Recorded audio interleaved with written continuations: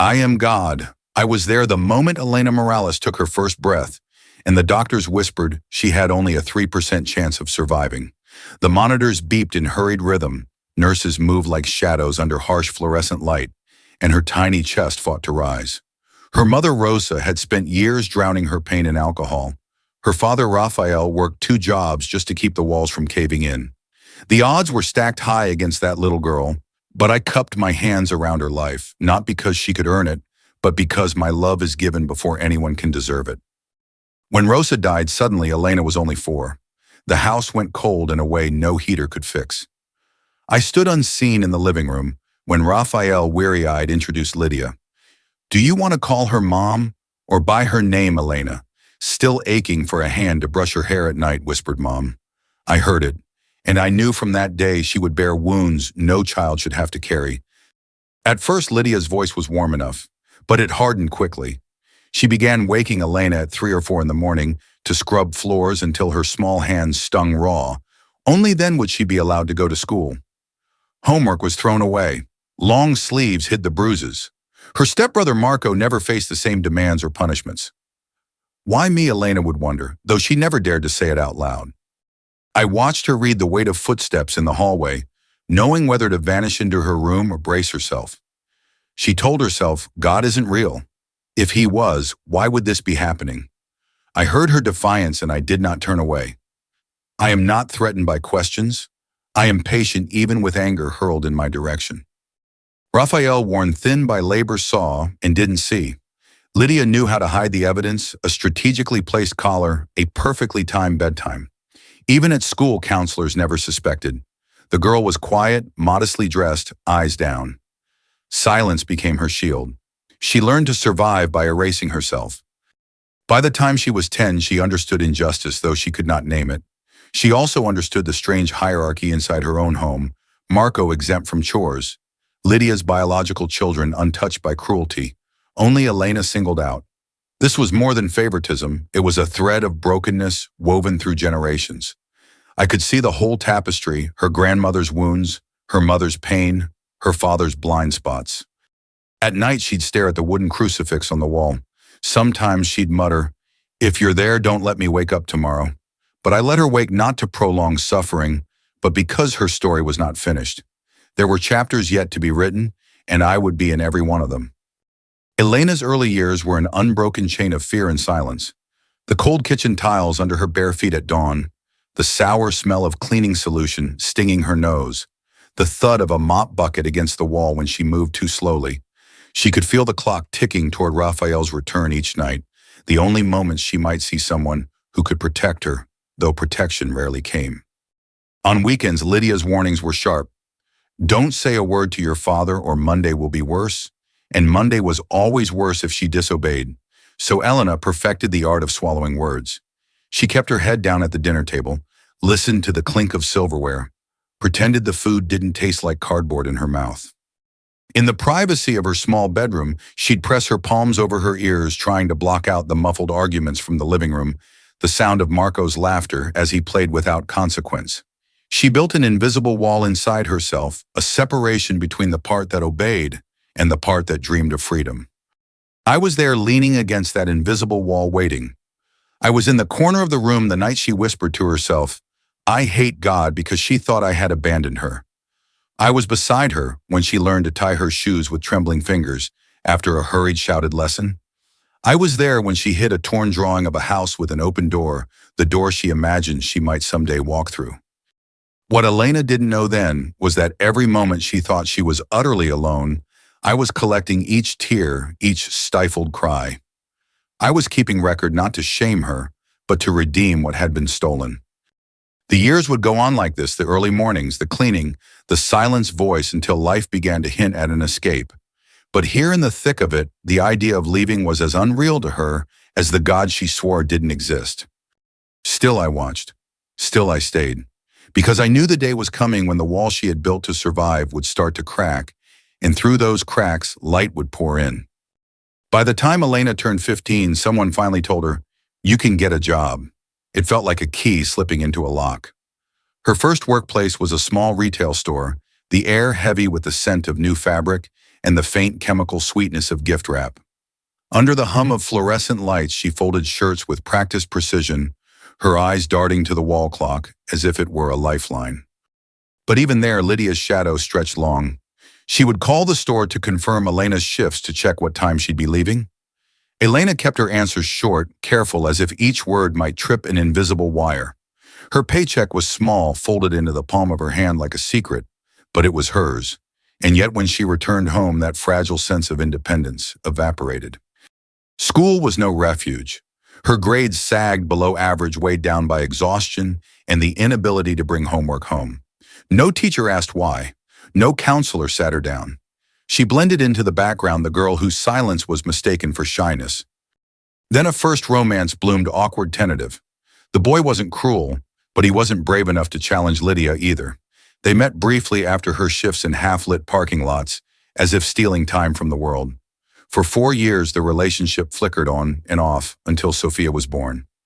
Sophia, a tiny, perfect storm, changed everything.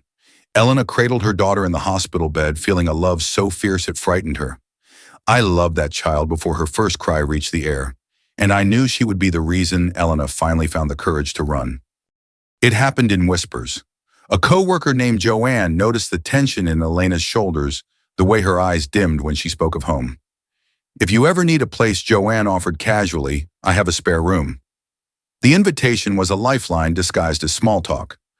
One quiet afternoon, Elena began packing in secret clothes rolled tight, important papers slipped into a worn tote bag. But before she crossed the threshold, she stepped into the corner of her room, heart pounding, and spoke into the stillness. "God, I don't know who you are. I don't even know if you exist. But if you do, I need you to help me. I'm going to leave this house and I don't ever want to come back to this abuse." I heard her. The prayer wasn't polished, it didn't have all the right words, but it was honest, and I have always answered honesty. She walked out with Sophia on her hip and her belongings in 2 bulging trash bags. Raphael asked why she was leaving. Before Elena could speak, Lydia cut in. "She's going to be with the father of her child."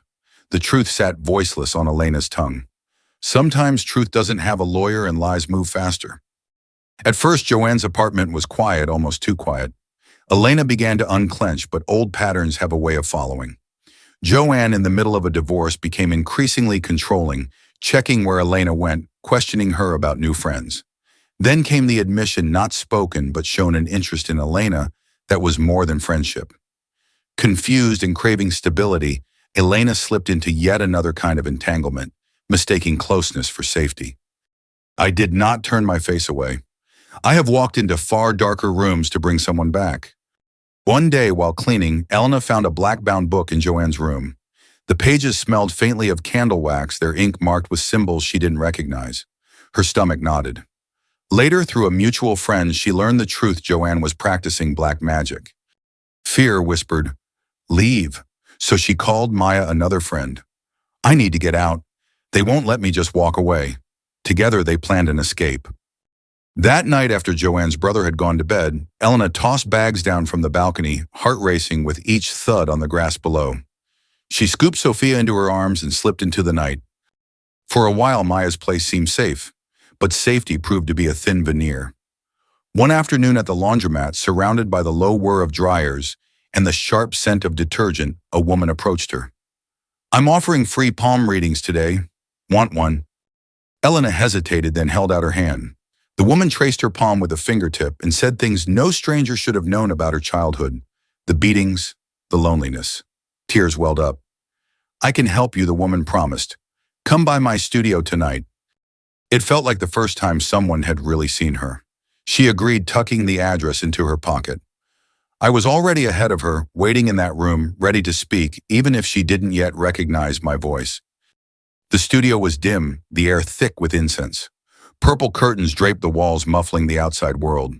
A round table sat in the center, its surface covered in deep red velvet.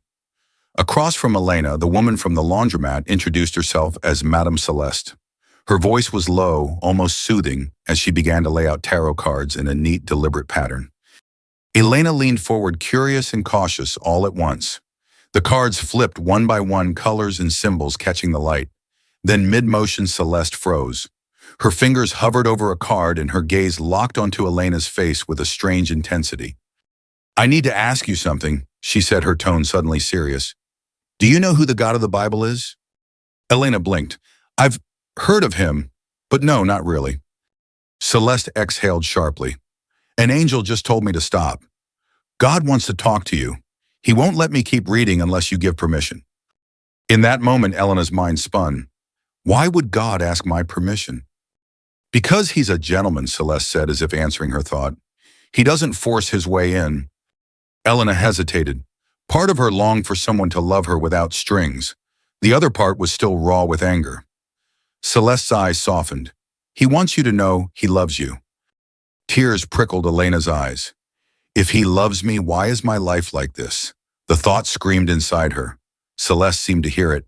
"He says he wants to help you, but he can't if you keep him out." Elena swallowed hard. "No, I don't want God. Keep going." So Celeste gathered the cards and continued. The rest of the reading was filled with affirmations, predictions, and promises of help, but all tied to a price. Before Elena left, Celeste handed her a bundle of items, small vials of liquid incense sticks, smooth river stones. "Use these on the schedule I give you," she instructed. "They'll cleanse your life. When you run out, call me." Elena took them, not knowing better. She followed the rituals exactly. Days passed. Then one afternoon, her credit card vanished from her wallet. The bank account was empty. She filed a fraud report. When she confronted her roommate, the woman said nothing until the police became involved. Then came the confession. And just like that, Elena was packing again. Sophia balanced on her hip as she moved into the apartment of Camilla, an old friend from school. At first things were calm, but Elena soon noticed jars of powder's candles arranged in circles and murmured phrases in a language she didn't recognize. Camilla too was deep into witchcraft. It was then that Grace, a friend from high school, called out of the blue, "Hey, our church is having a special service this Sunday. Want to come?" Elena's first instinct was to say no. She remembered the rituals, the incense, the things she'd been taught were protection. Deep down, though, something stirred a memory of standing in her bedroom years ago, whispering to a God she didn't think was real. She made a decision. Before she stepped into any church, she would get rid of everything linked to witchcraft. She gathered the vials, the incense, the stones into a box, and walked to the nearest Catholic church. The sanctuary was empty, its quiet, almost startling. She walked up the aisle, placed the box on the altar, and whispered, "God, I want you. I don't know what to do, but I need you." Then she turned and left without looking back. When Sunday came, she slipped into the back row of Grace's church. The music was gentle, the message simple, that Jesus had died to bring life and hope. When the pastor invited people forward, Elena's legs carried her before her mind could resist. "Yes," she heard herself say. She didn't fully understand what she was agreeing to. She only knew she was tired of carrying her life alone. I had been waiting for that word. The first weeks after saying yes were quiet, almost deceptively so. Elena kept going to church with Grace, sitting in the same back row, listening more than participating. She was cautious, still measuring this God against the storms of her past. One Sunday morning during the music, something unexpected happened. The worship leader began a simple chorus about God's healing. Elena sang softly, not thinking much of it. Then, without warning, warmth began to spread through her lower back. It startled her. That was where pain had lived for nearly 4 years.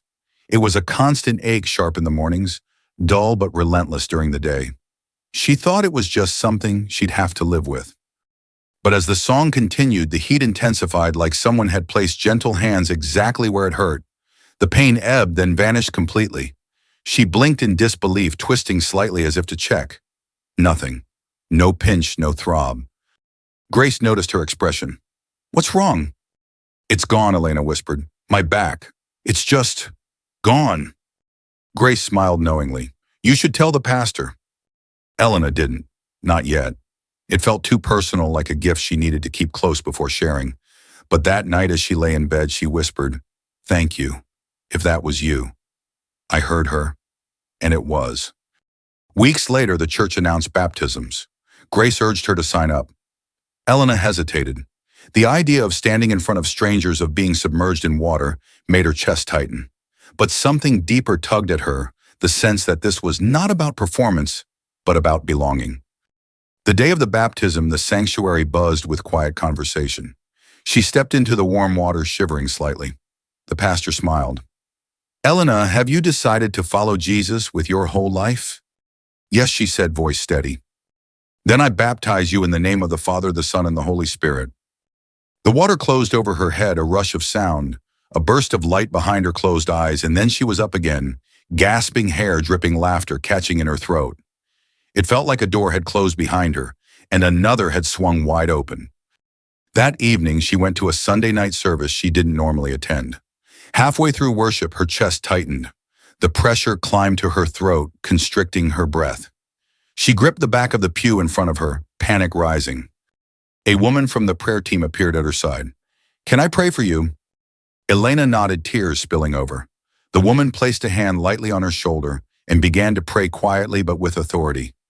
"In the name of Jesus, every dark thing, every oppressive spirit, you must go." Elena's knees buckled. She felt something like a weight lifting, an invisible chain snapping. She inhaled sharply, the first deep, unrestrained breath in years.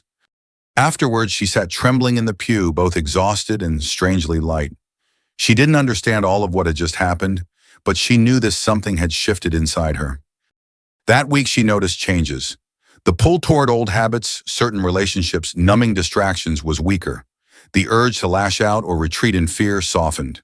She found herself reaching for the Bible Grace had given her, running her fingers over its thin pages as if they were a lifeline. Still, it wasn't all smooth. Shadows lingered in thought patterns, in the way she braced for betrayal, even in safe spaces. Healing was happening, but it was a process, not a switch. I knew the work had only begun, but now she was walking with me, and I never abandon those who walk with me. The changes after baptism were real, but they didn't erase history. Elena still woke some mornings with her jaw clenched, the old alarms ringing in her body before her mind remembered she was safe. On one such morning, sunlight pooled across a thrifted kitchen table and a thin paperback devotional lay open beside a steaming mug. The day's reading was short, "Forgive as you have been forgiven." She frowned. "I don't even know what that means." The word forgive tasted like something brittle and impractical, the sort of advice people give when they've never had to hide bruises. I spoke to her in the quiet, "You need to forgive Lydia." She startled, not at the voice but at the certainty of it. "Why should I apologize to the person who hurt me?" "You're not apologizing for her sin," I answered. "You are releasing your right to punish. You've carried anger like a shield, but it has hardened into chains. Forgiveness is for your freedom." She stared at the page, heat rising in her chest. "I can't." "You can't yet," I said, "but I can walk you there." That afternoon, Raphael called. "Come for dinner, I'll make arroz con pollo," Sophia's favorite. His voice was hopeful, nervous. Elena agreed before she could talk herself out of it. The familiar building smelled like floor wax and neighbors' cigarette smoke in the hallway. Inside, garlic hissed in a pan. The living room clock ticked too loudly. The refrigerator hummed. Elena's heart thudded in time with all of it. Lydia stood at the sink, sleeves rolled to her elbows, rinsing herbs. She turned when Elena entered. For one suspended moment, the past rushed back so vividly that Elena tasted the old metallic fear. She could see the mop bucket, feel cold tile beneath bare feet, hear the scrape of the wooden spoon against the pot. Her palms tingled. Lydia wiped her hands on a dish towel. Her voice was cautious, almost careful. "I heard you go to church now." Elena nodded, fingers tight around her tote strap. "I do." Silence stretched. Raphael busied himself rattling drawers, pretending to look for a missing ladle he'd set down seconds before. Lydia's mouth opened, closed. She swallowed. I want to say I'm sorry for how I treated you." The words came out unevenly, each one lifted like a heavy box. "I know it was wrong." Elena's first instinct was to freeze, to measure the apology, to examine it for loopholes. Her second instinct was to run. But a third impulse, the one that had begun to grow since she said yes, asked her to breathe. I stood between them, not as a referee, but as a bridge. Elena heard herself answer, voice shaking but clear. "I forgive you, and I'm sorry too for the hatred I carried. I fed it like a fire." Lydia's shoulders crumpled.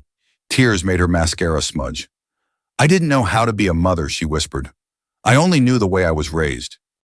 They stood there, two women in a small kitchen, laying down invisible weapons. Raphael leaned against the counter, blinking hard. Somewhere in the apartment below, music thumped faintly.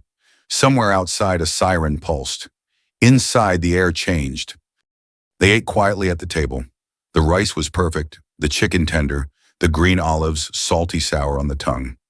Sophia chattered about a school project, blissfully unaware of the earthquake that had just shifted the ground under her family.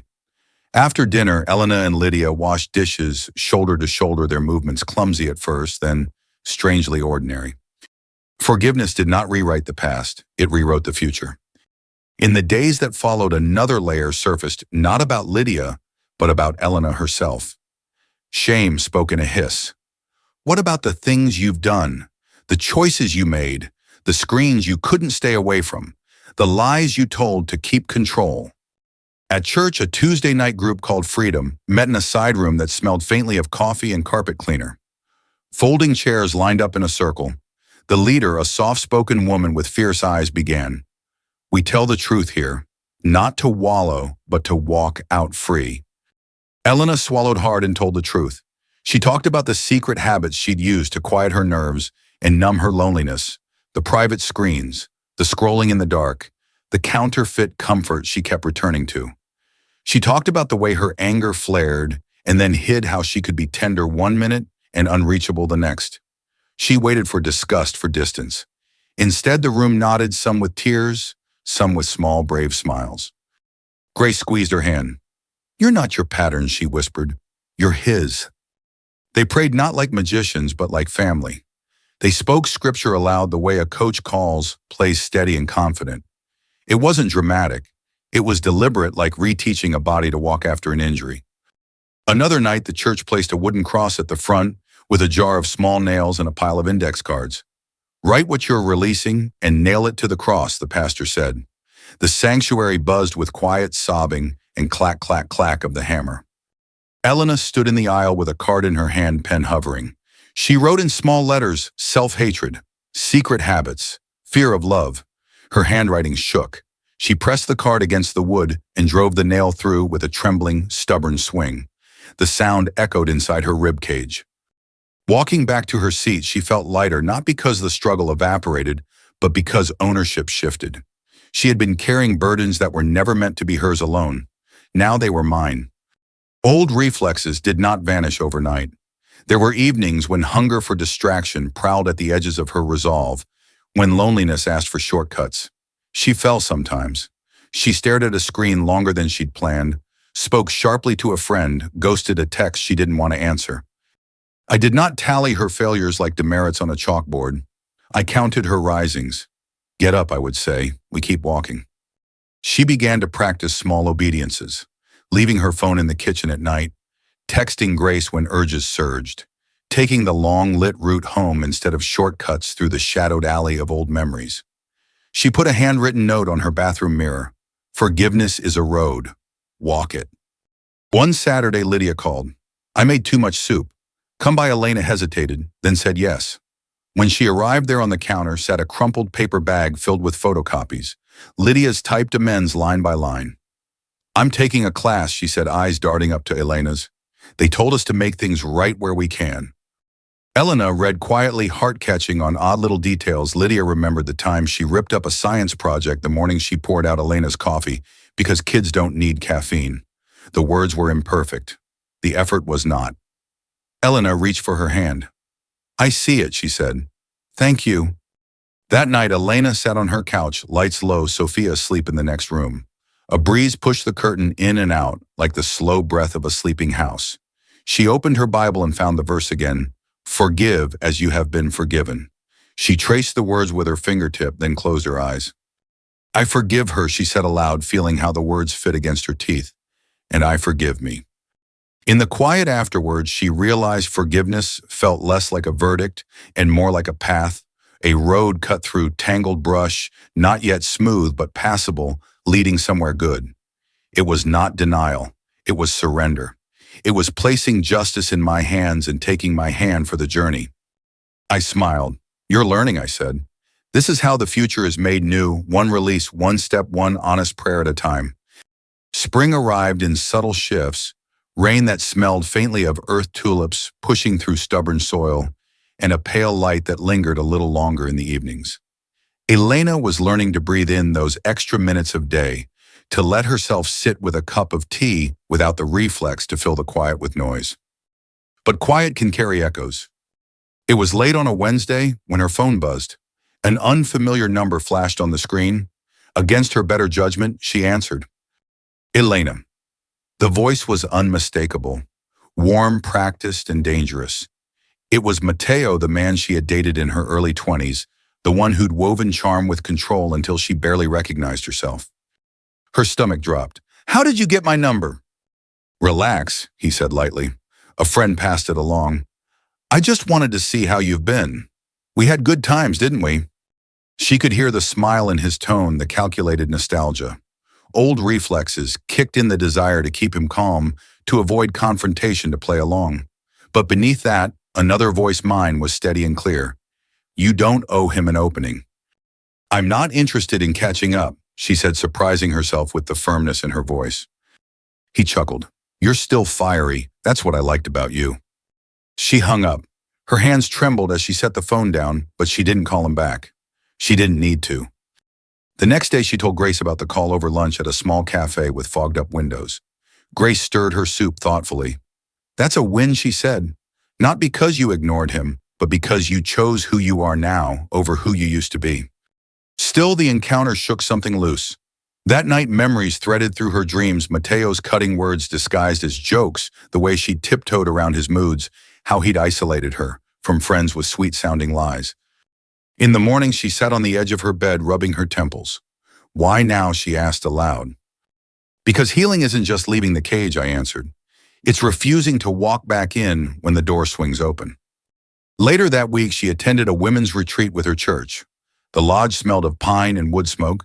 Snow still clung to the higher branches outside. During one session, the speaker talked about closing spiritual doors. She explained how revisiting toxic relationships, even in thought, could be like reopening a wound that had barely begun to knit. Elena wrote Matteo's name on a scrap of paper, folded it twice, and slid it into the fire crackling in the stone hearth. She watched the paper curl, blacken, and lift into smoke. She didn't expect to feel lighter immediately, but she did. When she returned home, a letter was waiting in her mailbox. No return address, just her name in familiar handwriting. Inside a single page, Matteo's apology, or what he called one. It was full of ifs and buts, the kind that shift blame while pretending to own it. She read it once, then set it on the counter. What do I do with this? She asked me. You let me have it, I said. She took the letter to the same Catholic church where she had left the witchcraft items months before. The sanctuary was dim empty, except for a faint light near the altar. She laid the letter down and whispered, This is yours, God. I'm done carrying it. The next morning she woke with a strange peace. The door was closed, and for the first time she trusted it would stay that way. Life moved forward in ordinary steps, Sophia's school projects, late-night baking, with Grace volunteer shifts at the church food pantry. But one evening, while stacking cans on a shelf, Elena overheard two women talking about forgiveness again. One said, it's not about pretending it never happened. It's about making sure it doesn't own you anymore. Elena smiled to herself. She knew what that meant now. The past might knock, but she didn't have to open the door. I was still at her side, still watching the slow, sacred work of freedom unfold. And I knew the next chapter was coming, one that would test her trust in an entirely new way. Summer crept in like a sigh, slow, warm, and deceptively gentle. The air carried the scent of cut grass and grilled food from neighbors' backyards. For the first time in years, Elena felt no urgent crises snapping at her heels. The past was still there, but its voice had faded into a distant murmur. And yet, the quiet can be its own kind of test. Without chaos to fight, Elena began to notice subtler battles, impatience in long grocery lines, a dull ache of comparison scrolling through photos online, the creeping feeling that maybe she wasn't doing enough for me. One evening, she sat on the porch while Sophia played hopscotch on the cracked sidewalk. The sun was low, washing the street in gold. Elena whispered, God, why do I feel restless? I thought peace would feel better. I answered, peace is not the absence of movement. It's trust in my presence when nothing seems urgent. The quiet seasons are where roots grow. She exhaled slowly, letting that sink in. Roots didn't make noise. Roots didn't get applause. But without them, nothing lasted. That weekend, Grace invited her to join a small group that met for prayer walks. Elena was hesitant. The idea of walking in pairs through the neighborhood praying aloud felt awkward. Still, she agreed. The first time she paired with a gentle, silver-haired woman named Marjorie. They passed houses with sagging porches, a corner store with bars over the windows, kids on bikes racing in the street. Marjorie prayed for open doors in homes, for safety on sidewalks, for hope to take root in families. Elena listened at first, then stumbled through her own prayer for the single mother they'd seen carrying groceries. When they returned to the church parking lot, Marjorie smiled. "See, not so scary." It wasn't. In fact, something about praying for strangers, without them even knowing, quieted that restless itch inside her. It was a reminder that the kingdom was not built on spectacle, but on steady acts of love. Weeks later, a storm swept through the city one night, rattling windows and tearing branches from trees. Ellen awoke to find the old maple in front of her building split down the middle. Half of it still stood. The other half lay sprawled across the sidewalk. She called the city, and workers came with chainsaws and a truck. Before they began, one of them rested a hand on the still-standing half. "This one's fine," he said. "Roots are deep. That's what saved it." Elena stood at her window, heart catching at the words. She knew they weren't just about the tree. The following Sunday, the pastor preached on endurance. "Faith that only works in storms will wither in stillness," he said.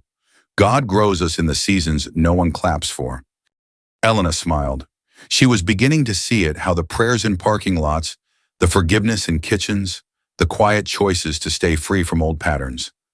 All of it was root work, and roots make the tree ready for whatever comes next. That afternoon, she and Sophia visited Lydia for lunch. They ate on the balcony, a tablecloth flapping gently in the breeze. Lydia handed Elena a small envelope.